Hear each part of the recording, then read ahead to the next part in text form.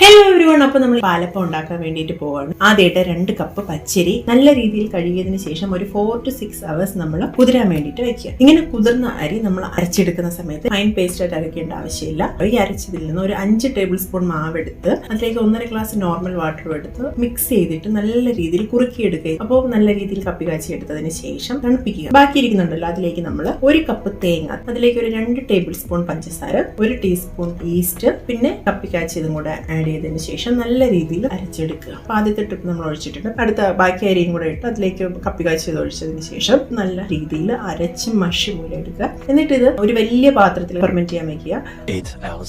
8 മണിക്കൂറിന് ശേഷം ഇതിലേക്ക് ആവശ്യത്തിനുള്ള ഉപ്പൊക്കെ ആഡ് ചെയ്തതിന് ശേഷം പാൻ വെക്കുക, മാവ് ഒഴിച്ചു കൊടുക്കുക, എന്നിട്ട് ചുറ്റിച്ചു കൊടുക്കുക. ഈ ചുറ്റിച്ച് കഴിഞ്ഞിട്ട് ഇത് നമ്മൾ അടച്ചു കൊടുക്കുക. അടച്ചു വെച്ചതിന് ശേഷം ഒരു 1 മിനിറ്റ് വെയിറ്റ് ചെയ്യുക. അപ്പൊ എന്തോന്ന് തോന്നുകയാണെന്നുണ്ടെങ്കിൽ പാത്രത്തിലോട്ട് മാറ്റുക. ഇത്രയേ ഉള്ളൂ, ഈസി ആൻഡ് സോഫ്റ്റ് പാലപ്പമാണ്. ഓക്കെ, അപ്പൊ ഇന്നത്തെ വീഡിയോ ഇത്രയേ ഉള്ളൂ. Bye, see you soon.